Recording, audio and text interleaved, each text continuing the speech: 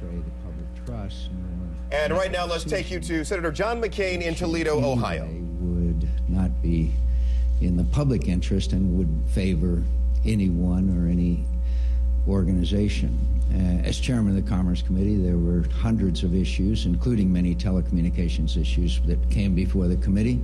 I had to make decisions on those issues, and I made those decisions. Sometimes they were agreed with, sometimes they were not.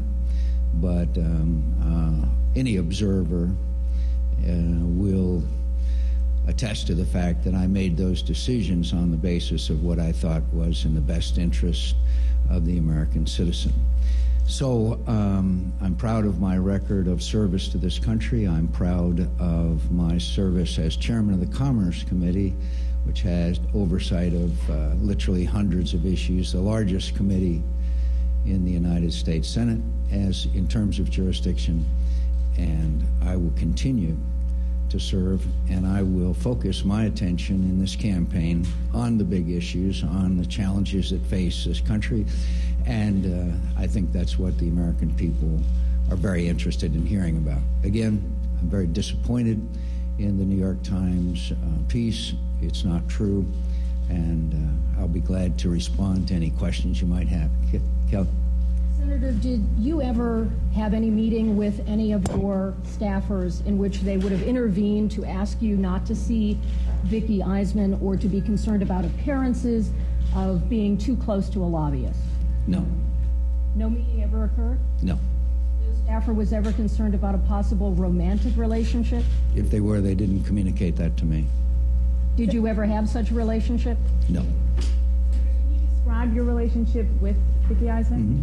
By friends, seen her on occasions, particularly at receptions and fundraisers and appearances before the committee. I have many friends in Washington who represent various interests and those who don't, and I consider her a friend. But do you feel like, in terms of your relationship with lobbyists in general, you were closer to her than with others? No.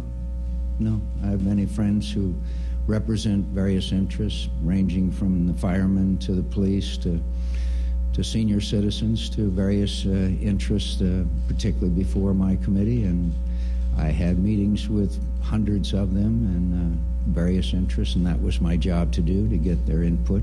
And obviously, people who represent interests are fine. That's our constitutional right. The question is whether do they have excess or unwarranted influence.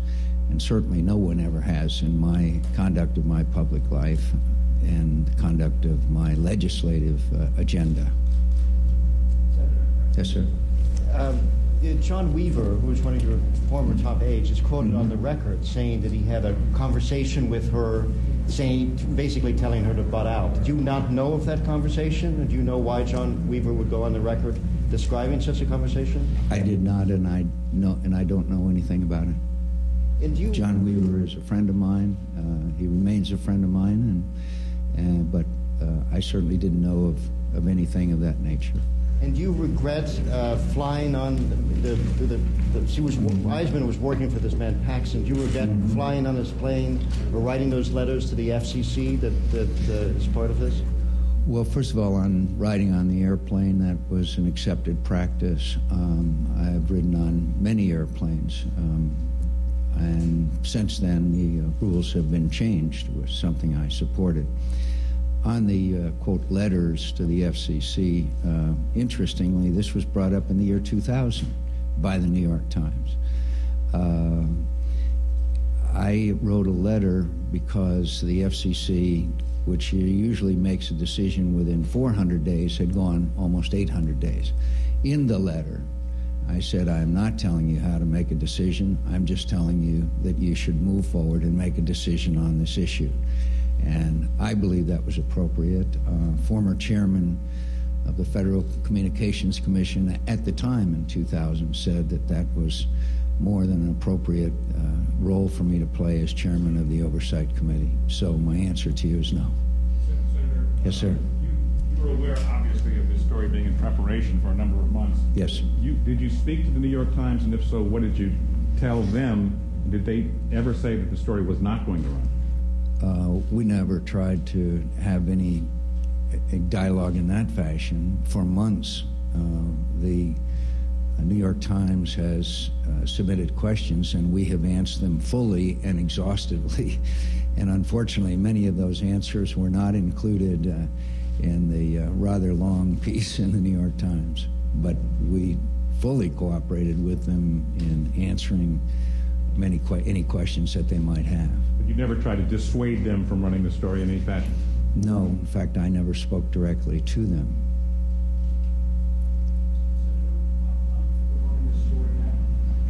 I don't know. I really don't know. I'm very disappointed, obviously, but we'll move on with the campaign, talk about the big issues, talk about the challenges that people face in their lives, the economy today, our national security issues, and I'm confident that we will move forward, and I'm confident that we will continue to compete in the primaries a week from next Tuesday and gain the nomination of the party, and I'm looking forward to it.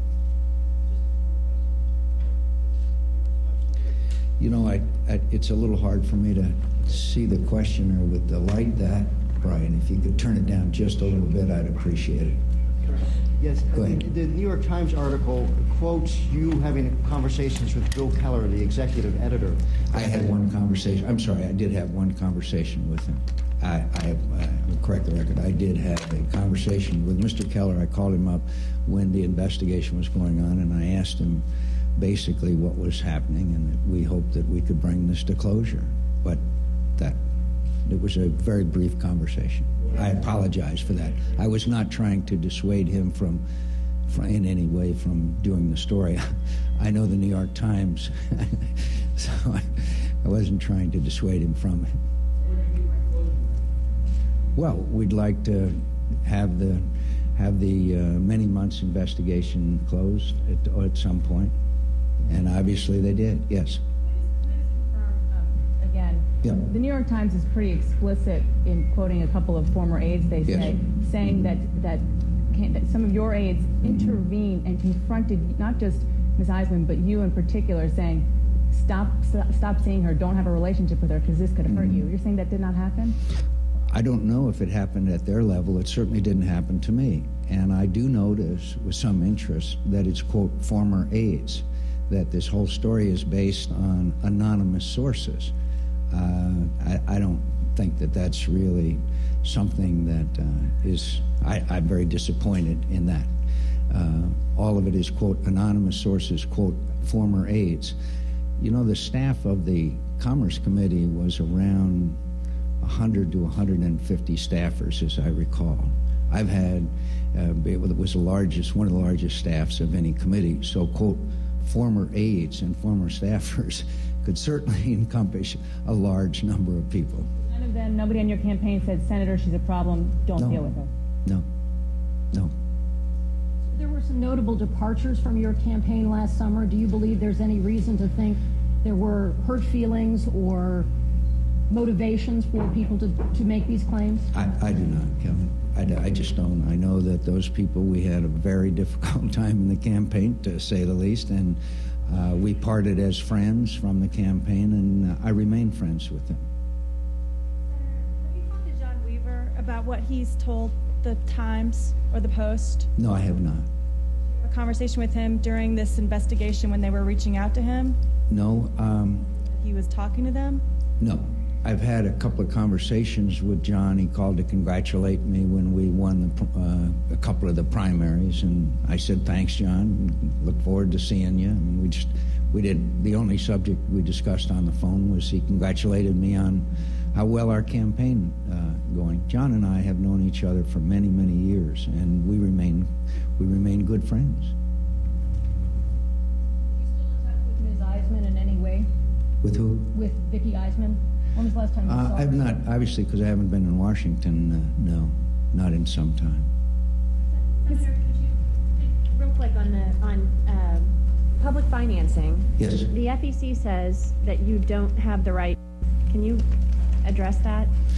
Well, we have one of our advisors is a former chairman of the Federal Elections Commission, and You want to comment on what you read in the New York Times?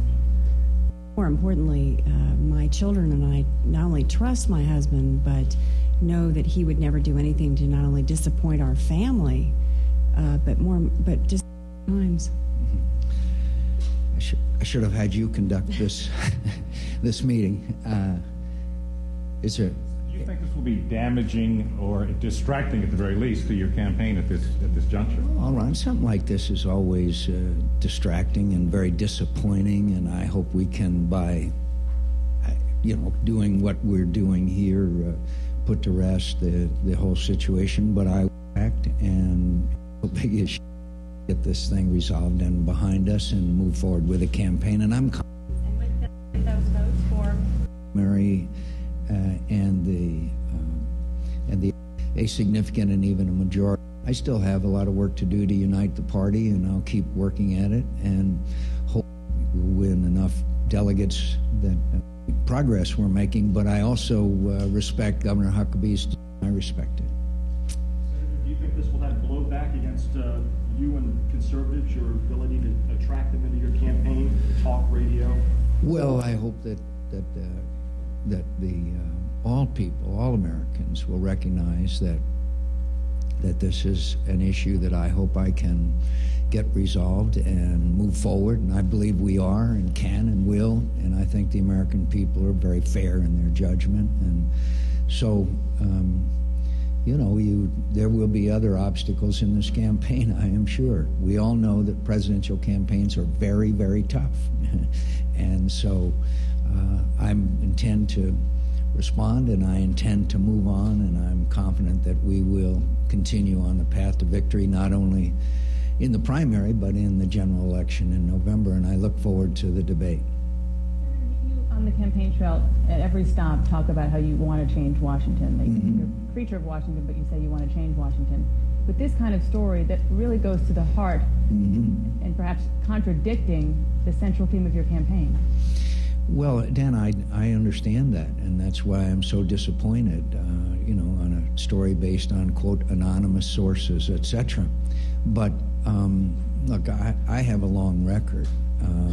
As I said, a 50-year record, a 24-year record as a member of Congress, and I'm confident that my record will be reviewed. There are many people who have dealt with me who are now stepping forward and talking about how fairly and objectively I ran the Commerce Committee, and the leadership I've shown in many reform issues, including my opposition to earmark and pork barrel spending. So I'll be asking people to look at my entire record, and I think that will stand. But yes, this is a very disappointing event to pick up the paper this morning, actually to hear last night that the story was appearing after months of inquiries from the New York Times. Yes, sir. Tell us when your last communication or contact with Ms. Eisman was. I think it was several months ago. I think I ran into her at some event. Yes. You ever spoken to her about this story? Oh, no. Yes, sir. Now that you've learned that Mike Weaver met with Ms. Eisman, do you feel that meeting was unnecessary? It's John Weaver, and I don't know you. I don't know anything about it, so I don't know what. Since it was in the New York Times, I don't take it at face value. So you'll have to talk to him about it. So, but I did not know anything about it, so I can't comment on it.